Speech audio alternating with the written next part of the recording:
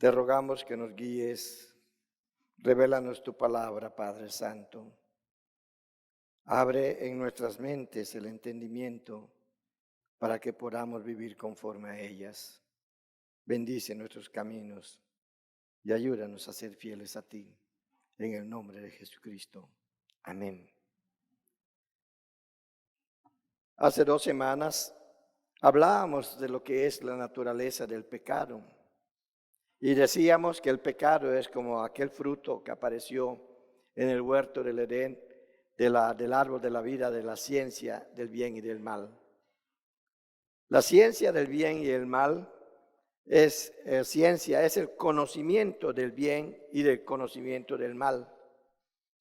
Por eso Dios tiene que poner leyes después, porque al conocer el ser humano el bien y el mal, conocía el bien por estar en el huerto de Edén, pero conoció el mal al desobedecer a Dios.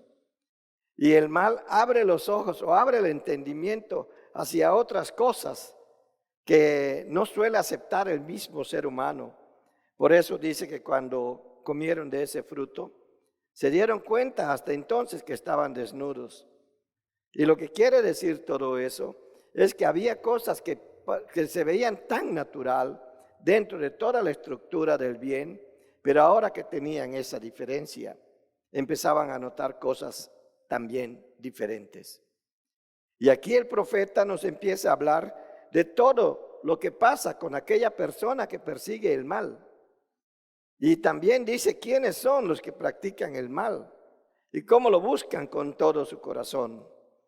Pero terminamos la vez pasada diciendo que en contraposición con la cuestión del pecado, o sea, la antítesis del pecado, es que Dios quiere que alcancemos la salvación. Es decir, que en contra de lo que se suele pensar con respecto al pecado, de que ya con eso se termina todo, mientras estemos en este periodo del Espíritu Santo, que empezó aquel momento de Pentecostés allí en Jerusalén, cuando se dio la primera predicación, cuando agarraron valor los mismos apóstoles, todos los discípulos agarraron valor para proclamar el Evangelio de Jesucristo, a partir de entonces hasta el día de hoy. A partir de eso, Dios nos está mostrando que la oportunidad de la salvación está presente, aún para aquella persona que ha caído, aún para aquella persona que ha preferido, porque tiene que tomar una decisión en un determinado momento. Y puede ser que tome la decisión por su carne, porque la naturaleza del pecado es esa, es atractiva, es bello y es más, es sabroso. En una ocasión platicaba yo con otro pastor allí en América Central y cuando hablábamos del pecado me decía él, pero hermano, si pecar es rico.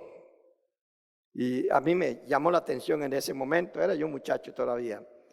Y me llamó la atención y le dije, pero ¿por qué? Si eso es malo. No, eso es lo que Satanás quiere que tú pienses, pero es rico. Y precisamente quiere que tú pienses que es malo para que tú busques lo rico y que conociendo lo rico, peques, caigas.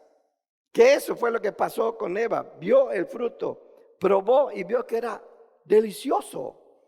Cuando se peca es rico, pero las consecuencias del pecado son catastróficas. Y las consecuencias del pecado tienen consecuencias de carácter global, universal. Abarcan muchas más cosas. Cuando yo estudiaba física, me acuerdo que en una ocasión decía, cuando tú aplaudes, hay una serie de partículas que se mueven y esas empiezan a diseminar por todos lados. Tú no sabes hasta dónde llegan esas partículas que tú moviste. Y tiempo después, cuando yo veía estas cosas con respecto al pecado, cuando tú pecas, también algo se empieza a mover y empieza a alcanzar a otras cosas, a otras personas. Y que eso fue lo que pasó con Adán y Eva. Decíamos en aquella ocasión, hace 2 semanas, alcanzó a toda su familia. Y no solamente eso, nos alcanzó hasta nosotros. Que tuvo que venir Jesucristo para poner una solución a aquella situación que se había dado aquel día que vieron que el pecado era rico y delicioso y que al probarlo era también sabroso. Era bello y delicioso y que al probarlo era también sabroso. Entonces podemos continuar pensando, ¿qué es lo que realmente nos separa de Dios? Hay mucha gente que dice, es que tú tienes que ser bueno para que no estés separado de Dios. Y nosotros terminamos aquel estudio diciendo que solamente lo bueno que se hace siguiendo las instrucciones de Dios, es decir, después de haber recibido a Cristo como único y suficiente Salvador, según el mensaje de Efesios, es que nosotros podemos recibir recompensa por lo bueno, pero lo bueno o que tú hagas no es lo que te salva. No es lo que le salva, no es lo que salva a nadie. Lo bueno que tú haces te da recompensas cuando eres hijo de Dios. Pero si no eres hijo de Dios, por muy bueno que seas, si no es tu hijo, alguien que está haciendo algo bueno, a lo mejor ni te enteras o tú prefieres darle una recompensa a tu hijo por lo bueno que hizo y al otro decirle gracias nada más. Que es lo que dice nuestro Señor Jesucristo ahí en Mateo 7. Cuando aquellos le digan, Señor, en tus manos oramos, sanamos, echamos fuera demonios, le dimos de comer al hambriento y estuvimos ayudando a muchos. Y el mismo Señor Jesucristo les dice, apartaos de mí, no les conozco, hacedores de maldad.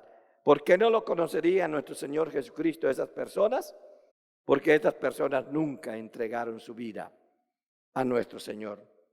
Y el no entregar tu vida al Señor, el no aceptar a Cristo como tu único y suficiente Salvador, es aceptar ese fruto. Ese fruto todavía está colgado a nuestro alrededor. Ese fruto todo el tiempo está llamando nuestra atención. Y ese fruto, así como a Adán y Eva los separó de Dios, que tuvieron que hasta esconderse, ese fruto sigue separando al ser humano de Dios. El pecado sigue separando al ser humano de Dios. Según veíamos aquí en la lectura de Isaías 59, la iniquidad, donde el iniquidad significa maldad, significa injusticia, significa perversidad, significa infamia. La infamia es el descrédito, la deshonra, la vileza en cualquier circunstancia, en cualquier línea y en cualquier orden. Ser vil, dos palabras, ser vil, es una persona que se niega a servir a su prójimo. Las cosas que Dios toma en cuenta para no permitir que nos acerquemos a Él, según lo que nosotros podemos ver aquí en el versículo 3, vuestras manos están contaminadas de sangre. ¿Cuál es la sangre que más contamina nuestras manos? Muchos piensan que esto es el asesinato. Bueno, esta es la parte material, pero en la parte espiritual tus manos se manchan de sangre, pero esa sangre que fue derramada en el Calvario y que no la estás usando para aquello para lo que vino. El mismo Señor Jesucristo dice después de la cena del Señor, esta es mi copa, es mi sangre derramada por ustedes para perdón de pecados. Y de allí viene una consecuencia de situaciones que se pueden encontrar estudiando el Nuevo Testamento. Entonces las manos del pecador se contaminan de la sangre de Jesucristo, porque lo bello, lo bueno, lo que es divino, no se puede mezclar con la maldad, con el pecado. Y esa es una de las consecuencias que nosotros podemos tener, que nuestras manos se contaminen de sangre, de esa sangre que fue derramada y no está siendo aceptada para aquello para lo que fue, para lo que vino nuestro Señor Jesucristo, para la limpieza de nuestros pecados. Con todo respeto digo lo siguiente, hay quienes dicen, me cubro con la sangre de Jesucristo. No hay ninguna enseñanza en la Biblia que afirme eso. Te cubro con la sangre de Jesucristo. No hay ninguna enseñanza en la Biblia que afirme eso. Mucho cuidado, porque al estar haciendo ese tipo de cosas se incorporan doctrinas extrañas al seno de la iglesia. La iglesia debe de ser 100% bíblica. Amén. ¿Están de acuerdo? Aleluya. Debe de ser 100% bíblica, 100% bíblica. Cuando habla de la iniquidad, ya dije, eso de iniquidad hace que los labios de aquella persona se pronuncien mentira, hablan maldad en nuestra lengua. Quiere decir que todas aquellas personas que practican en alguna forma esos gestos de iniquidad están mintiendo. Y la mentira, el Señor Jesucristo nos viene a enseñar que hay un padre de toda mentira y es el único que tiene control sobre la mentira. No creas que por lo que tú dices o lo que alguien dice diciendo una mentira, eso va a quedar así. El Señor va a tomar medidas. Por eso tuvo que decir en algún momento, no hay nada oculto que no haya de ser manifestado, hablando de la lámpara que se oculta. Y aunque esa tiene las dos vertientes, tanto de la promoción del evangelio, no es para ocultarla, como de la promoción de la verdad, que tampoco es para ocultarla. Entonces sale la verdad ante una mentira cualquiera, y eso es iniquidad, eso es iniquidad. También dice mentir y hablar maldad, chisme, groserías de cualquier nivel. Hay quienes usan las palabras de una manera grosera con la finalidad de lastimar al prójimo y lo lastiman, lo lastiman. Hay países donde una palabra grosera les afecta tanto que son capaces de tomar hasta la vida del que fue grosero. O sea, le devuelven de una manera muy mala lo que dijo. El uso de nuestra mente y pensamiento para juzgar injustamente a los demás, eso también es iniquidad. Para llenarse de orgullo o de vanidad, para conspirar contra el prójimo, sea este quien sea nuestro prójimo. Pero lo más terrible es cuando hay personas que conspiran contra el liderazgo de la iglesia. Es terrible. Porque a quien Dios llamó, Dios lo va a cuidar. A quien Dios llamó, Dios lo va a proteger. A quien Dios llamó, Dios lo va a defender. Por eso yo suelo decirles a los líderes cuando yo estoy hablando con ellos, no te defiendas. Porque si tú te defiendes, le estás quitando de las manos a Dios lo que Él mismo dijo, mía es la venganza. Pero es que Él lo va a perdonar, es Dios. Si esa persona se arrepiente, Dios le va a perdonar. Pero lo que sí nos está diciendo es que no comamos de ese fruto. Se ve muy rico, la venganza es deliciosa. Por eso en tiempos muy antiguos, antes de Jesucristo, un filósofo decía, ¿quieres ser feliz un momento? Véngate. ¿Quieres ser feliz toda la vida? Perdona. Es más difícil perdonar que vengarse. Es más difícil perdonar que vengarse porque para perdonar se necesita amor. Pero no el amor que mueve mis sentimientos, el amor que nos han enseñado en la sociedad, sino el amor con el que Dios me mueve, que se llama amor agape, o ágape, como se pronuncia, ¿verdad? Dios siempre da un mensaje de esperanza, pues se deleita en salvarnos. Mira, vea el versículo 1. He aquí que no se ha cortado la mano de Jehová para salvar, ni se ha agravado su oído para oír. Dios escucha todo lo que pasa por nuestra mente, por nuestra vida, por nuestros deseos. Dios escucha todas las intenciones de nuestro corazón.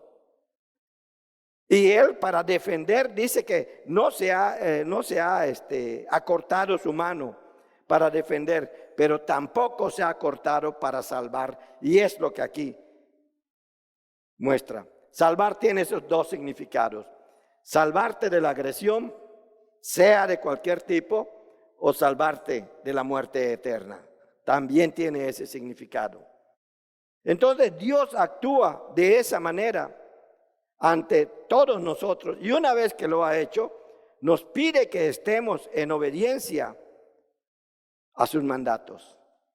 Y Él lo simplificó de tal manera que solamente dejó dos amarás a Dios con toda tu mente, corazón y alma, y a tu prójimo como a ti mismo, ¿verdad? Y el otro, la gran comisión, ir y hacer discípulos a todas las personas, a todas las naciones, o a todos de diferentes naciones. Son los dos mandamientos que Él nos ha dejado y que nos pide cumplir, y que al no cumplirlos podemos en un momento dado caer en la iniquidad de negarnos a obedecer a Dios.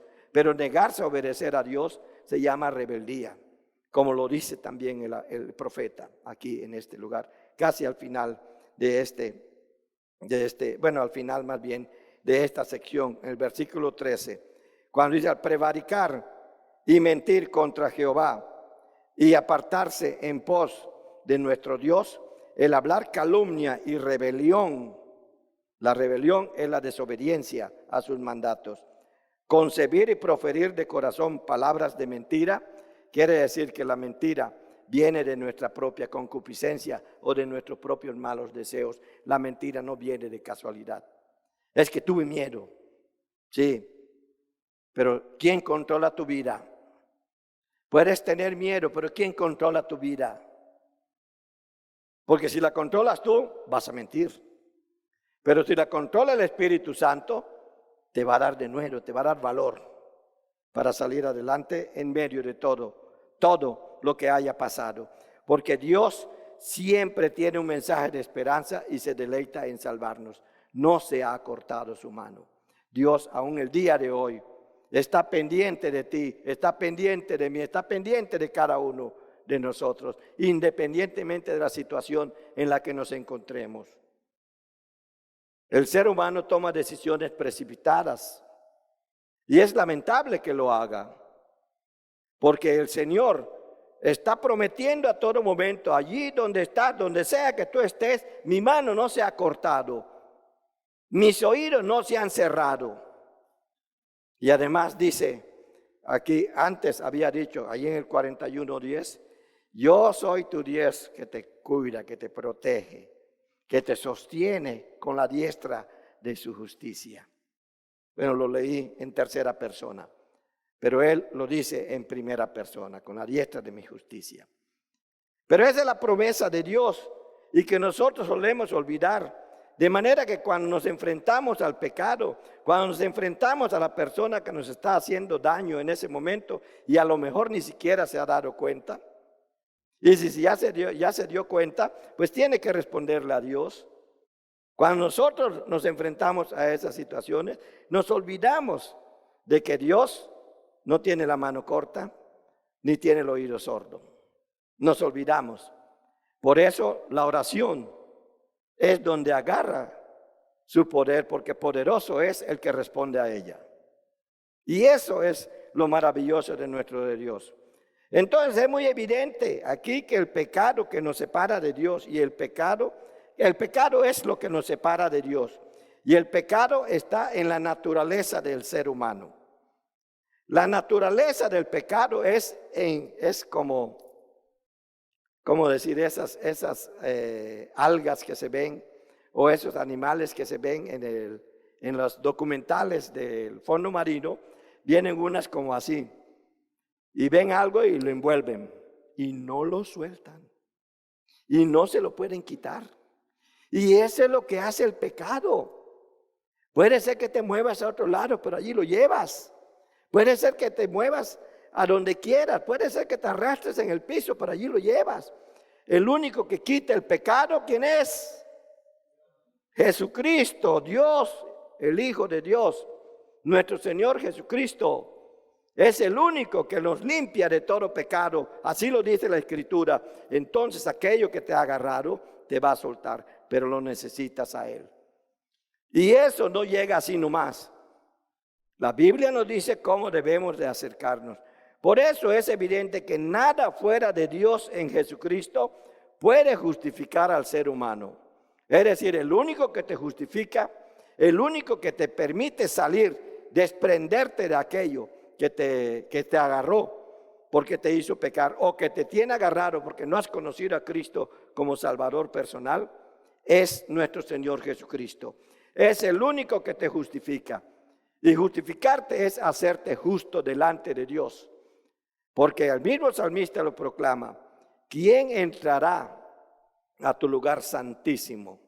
En el lugar donde está Dios mismo, Padre, presente. El limpio de manos y puro de corazón. Es decir, el que ha sido justificado. Porque solo el justificado es limpio de manos. No tiene sangre, ni menos la sangre de Jesucristo en sus manos. Y no tiene el mal en su vida. Podrá tener la carne, pero no tiene el mal, porque el Espíritu de Dios está con nuestro espíritu luchando contra esa carne que se niega a apartarse del pecado, pero que ya ha sido limpio, ya ha sido limpiada completamente del pecado. Y la redención se va a hacer efectiva. Nosotros hoy la tenemos por fe. La justificación hoy la tenemos por fe. Y delante de Dios somos justificados. Pero el día de la resurrección, entonces vamos a tener cuerpos totalmente glorificados. Y no va a haber ni siquiera de mente, ni de corazón, ni de ninguna forma la sensación de querer pecar, como el día de hoy ocurre. Hoy tenemos que luchar. Pero esa fue la voluntad de nuestro Dios. Por eso es que Él nos hace promesa. Y nos dice que nadie es capaz de cubrir o borrar tus pecados delante de Dios. Lo dice aquí en el versículo 6. Sus telas no servirán para vestir. Adán y Eva se quisieron vestir. Quisieron ocultar su desnudez delante de Dios, que es el estar completamente expuestos. Que es estar completamente expuestos a la mirada del siempre eterno Dios que tenemos. Y tú y yo estamos siempre expuestos delante de Él. Aunque creamos que lo hicimos sin el conocimiento de los demás, Él está presente. Podrá no estar en ti, pero está presente y está viendo lo que tú estás haciendo. Pero Él tiene un tiempo. No lo podemos comparar con el tiempo nuestro y es la mejor manera que tenemos de decirlo. Porque Dios es eterno. No sé cómo manejarán el tiempo en el reino de los cielos, pero desde mi perspectiva, Dios tiene un tiempo. Desde la perspectiva humana nuestra, Dios tiene un tiempo. Y es un tiempo en que Él va a hacer valer su justicia. Y entonces se van a ver los que han sido justificados de los que no han sido justificados. ¿Quiénes son los que fueron justificados por la sangre de Jesucristo y quiénes no lo son? Aunque hayan hecho muchos milagros, pero el Señor no los conoce, porque ¿a quiénes va a reconocer? A los que tienen el sello del Espíritu Santo. Y el Espíritu Santo solamente lo puedes tener si has recibido a Cristo como único y suficiente Salvador. ¿Y qué es lo que sigue a la recepción del Espíritu Santo de nuestro Señor? Las ordenanzas, inmediato debe de ser. Señor, yo te he recibido, eres mi Señor. Entonces debo de servirte. ¿Y cuáles son esas ordenanzas? Después vemos por medio de Jesucristo cómo lo entendió la iglesia primitiva, que eran el bautismo y la participación de la cena del Señor, como la tuvimos hoy. Por eso podemos participar, por eso podemos recordar, por eso tenemos fe de que todo va a ocurrir así como Él lo ha prometido, porque sabemos que no hay nada imposible para Dios, porque Él mismo ya nos ha rescatado. No hay tela que pueda tapar tus pecados. Se está desnudo, desnuda delante de Dios y nadie puede esconderse de Él. Oíme, nadie puede esconderse de Él. Y otra vez, nadie puede esconderse de Él. Te esconderás de la iglesia, te esconderás de tu hermano.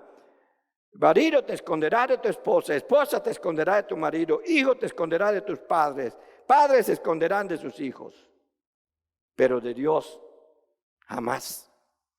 Entonces, es una cosa que como cristianos debemos de tener. No es una amenaza, es una advertencia, porque Dios no amenaza, Dios advierte. Y la prueba de que Él advierte es que da la posibilidad de que puedas salir de donde estás. Porque la naturaleza del pecado te agarra y no te suelta, ya lo dije, te agarra y no te suelta. Es su naturaleza esa. Estaba yo leyendo una ilustración. Y había un alacrán que había caído dentro de una vasija de agua. El alacrán está luchando por salir, pero el alacrán no sabe nadar, es de la tierra.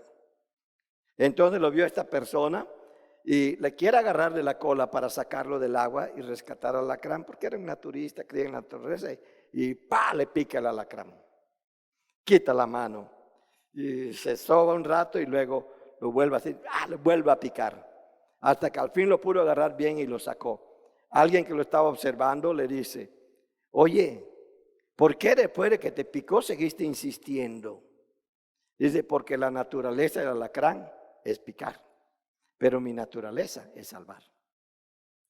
Y eso es la naturaleza del pecado, es picar, pero la naturaleza de Dios es salvar.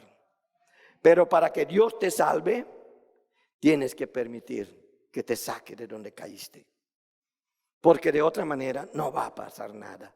Si aquella persona quita la mano, no, estoy tratando de salvarle, mira, ni siquiera se enoja y hasta le pone más agua para que de una vez se ahogue. Es lo que hace el ser humano contra los que pecan. Pero no es eso lo que Dios pide que se haga. Mira, aunque te esté picando, sigue insistiendo, va a llegar el momento que lo puedas sacar.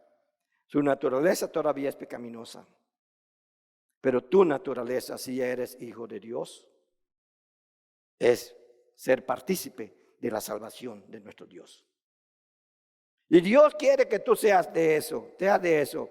Por eso es que podemos decir, nadie es capaz de hacer lo bueno desde la perspectiva divina.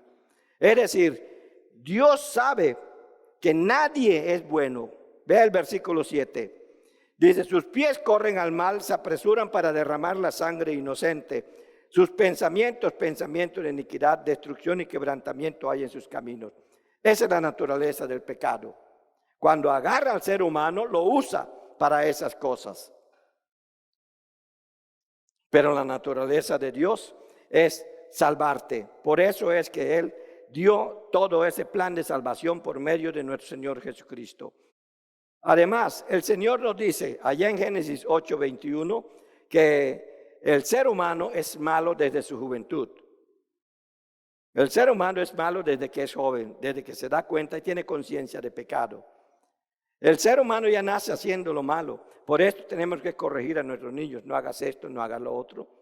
No camines por allá, no te acerques a esto, no te acerques a lo otro. No le pegues a tu hermano, no le pegues al animal. ¿Sí? No le grites a tu prójimo. Porque es malo, es malo. Pero todavía está en esa etapa en que necesita ser corregido. Así todo ser humano que ha caído está en esa etapa que necesita ser corregido. Y posiblemente durante la corrección va a tener otros fallos, otros tropezones. Así como Dios no se desanima y no se desanimó durante miles de años hasta que Jesucristo vino y todavía no está desanimado y va a ser imposible desanimarlo porque a todos les va a dar la oportunidad.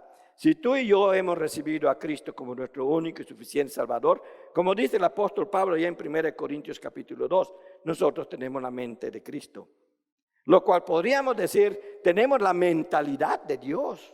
Y la mentalidad de Dios es salvación, es perdón. Entonces tu mentalidad y mi mentalidad debe de ser esa. La mentalidad de Dios que haya hecho lo suyo en nuestra vida. Por eso es que vas a seguir metiendo la mano y te vas a seguir picando hasta que lo logres agarrar bien y lo saques. Y lo rescatas de una muerte segura que se llama lago de fuego, infierno. Por eso es que debemos nosotros de insistir y tener esa naturaleza de Dios. Por eso es que Dios no nos deja sin esperanza a los que ya estamos en el camino. Desde el principio anunció a Jesucristo, solo su sangre derramada borra completamente nuestros pecados y nos justifica delante de Dios. Lo vemos en Romanos 5:8, lo vemos también en el 6:23, en el 5:1. El 5:1 me gusta mucho porque dice justificados pues por la fe. Toda la justificación es por la fe que tenemos en lo que Cristo hizo por nosotros. Tenemos paz para con Dios, quiere decir que nuestra relación está restaurada por medio de Jesucristo. Por medio de Jesucristo, de su Hijo, Jesucristo el Rey. Tenemos esa paz. ¿Por qué? Porque nos hemos entregado a Él. Pero tenemos que seguir sus ordenanzas. Tenemos que seguir sus mandamientos para dar evidencia, porque esos son los frutos del cristiano. Además del fruto del Espíritu Santo, hay frutos del cristiano. Por eso está la ilustración del pámpano y la vid en el capítulo 15 de Juan. Por eso está otras ilustraciones que da el Señor por medio de parábolas del sembrador. ¿Cuál es la semilla que surge? ¿Cuál es la semilla que crece? Por eso está la parábola del reino de los cielos, la frondoso, aquella semilla que empezó muy chiquitito y termina bien frondoso. Por eso están todas esas parábolas, porque nos está mostrando que de esa manera nosotros podemos dar los frutos que se necesitan en el reino de los cielos para que aquellos que no han llegado tengan la oportunidad de llegar. Jesucristo se fue, pero dejó a la iglesia, mandó al Espíritu Santo. Por lo tanto, nosotros tenemos una responsabilidad delante de Dios. Según leímos en Efesios 2:10, no es lo mismo hacer cosas buenas estando en nuestra naturaleza de pecado que hacerlas ya siendo justificados. Y quiero recalcar esto. Para que esas cosas buenas sean tomadas en cuenta por Dios, lo que sí nos enseña la Biblia es que primero debemos de ser creados en Cristo Jesús. Por gracia sois salvos. Esa es la creación en Cristo Jesús. Cuando se lo decía a aquel principal de los judíos, que lo que es nacido de sangre es sangre, lo que es nacido de carne es carne, pero lo que es nacido del Espíritu es de Dios. Es Espíritu, dice la palabra, pero es de Dios, es de Dios. Solamente el nacimiento del Espíritu, y ese nacimiento solo se logra cuando tienes a Jesucristo como tu único y suficiente Salvador. No hay otra. Ese es ser creado por Dios. ¿Y para qué nos creó Dios? Para buenas obras. En el versículo 10 ya empieza a decir que hay buenas obras que Él preparó de antemano para que anduviésemos en ellas. Quiere decir, está la salvación por fe, por gracia, y inmediatamente vienen las obras que Dios ya ha preparado. No es al revés. No hago las obras para salvarme, no. Soy salvo, entonces las obras tienen significado para Dios. Mientras tanto, no. Porque lo que separa al hombre de Dios es el pecado. Y mientras haya pecado en la vida de esa persona, por muy bueno que sea, Dios le va a decir, no te conozco. Véanlo, está en Mateo 7 eso. Entonces, ya somos creados por Dios para buenas obras. Aquí de los versículos del 9 al 13, de lo que nosotros leímos, tenemos que el pecado está en la naturaleza del ser humano después de la caída del Edén. Hablamos muy prolíficamente acerca de eso la vez pasada. Por eso, esa naturaleza nos hace ser injustos y estar en tinieblas. Está en el versículo 9. El pecado nos desvía del camino a Dios, versículo 10. Y Romanos 3:23. Nuestra búsqueda fuera de Jesucristo es inútil. Es lo que dice en los versículos 11 al 13. Es inútil gruñir, gemir lastimeramente, esperar justicia y querer la salvación fuera de Jesucristo.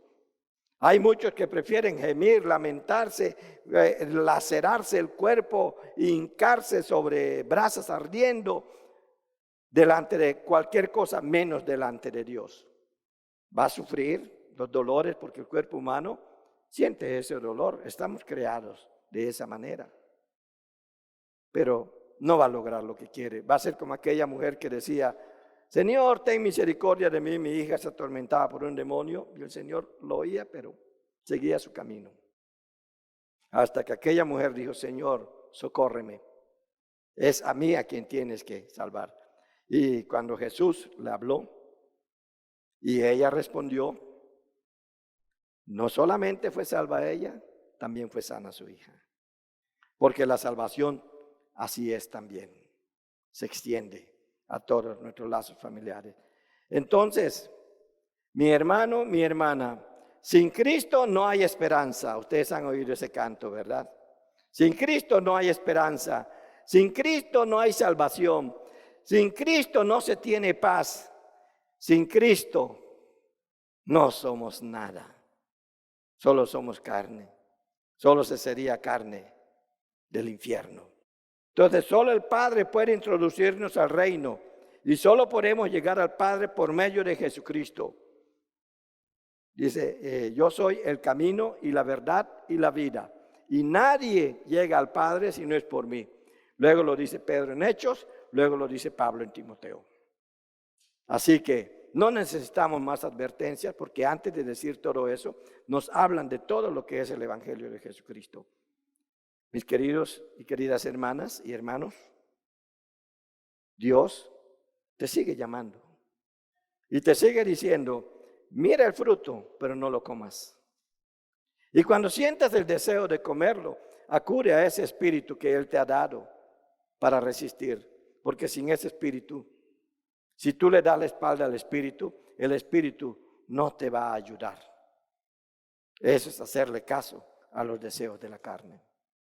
También recuerda que te mencioné que la única manera de mostrar tu evidencia de tu salvación, de tu fe, de tu justificación, es siguiendo las ordenanzas de Dios. Siguiendo, si tú recibiste a Cristo, una vez, perdonen que me alarguen esto, una vez me dijo una señora, yo no me bautizo porque yo no quiero tener un compromiso con la iglesia. Y yo le pregunté, ¿ya recibiste a Cristo como tu único y suficiente Salvador? Sí, pues ya lo adquiriste. Ya lo adquiriste. Lo demás es solamente obediencia. Tú no agarras ningún compromiso con Dios en su iglesia porque te bautizaste. Agarras este compromiso porque recibiste a Cristo como único y suficiente Salvador. Si no quieres obedecerle, estás pecando. Y eso se llama rebeldía. Es lo que te quería yo decir. Así que, mi hermano, mi hermana, si hay alguien que no ha obedecido a nuestro Señor en las aguas del bautismo, este es el momento. Tenemos la pila dispuesta para que pronto, tan pronto como sea posible, tú te bautices. ¿Hay alguien que quiera hacerlo? No tengan miedo de levantar la mano. Solamente levanta la mano y muéstralo. ¿Has recibido a Cristo como tu único y suficiente Salvador? ¿Tienes miedo de levantar la mano? Deja que el Espíritu Santo lo haga por ti. Y entonces tú mismo vas a ver tu mano arriba. Que Dios te bendiga, hermana. ¿Quién más? ¿Quién más quiere? Hermano, Dios te bendiga. ¿Quién más quiere obedecer al Señor en el bautismo? ¿Quién más quiere obedecer al Señor en el bautismo? Pues está nuestra hermana. Seguramente hay otro. Por favor, no tengan miedo. Acérquense a mí. Con mucho gusto, yo los voy a atender y les vamos a bautizar tan pronto. No vas a adquirir un compromiso por bautizarte. Adquieres el compromiso cuando recibes a Cristo como tu único y suficiente Salvador. Porque eso es ser cristocéntrico. Tener a Cristo como único y suficiente Salvador. Padre, gracias por tu palabra. Gracias por tu mensaje. Gracias por lo que nos enseñas. Y porque la naturaleza del pecado es llevarnos, encerrarnos y desnudarnos delante de ti. Y sabemos que no hay nada oculto que no haya de ser manifestado y todo se va a revelar en su debido momento. Te pedimos, Señor, que tú bendigas, que tú dirijas y que tú nos lleves por ese camino de salvación que nos has preparado hasta ese lugar que es tu reino, Señor. Gracias por los que levantaron la mano, por aquellos que se han de comprometer dentro de poco a obedecerte, Señor, en estas aguas bautismales. Te pido en el nombre de Jesucristo que toques sus corazones y que los muevas a la obediencia con el poder de tu Espíritu Santo. En Cristo Jesús. Amén.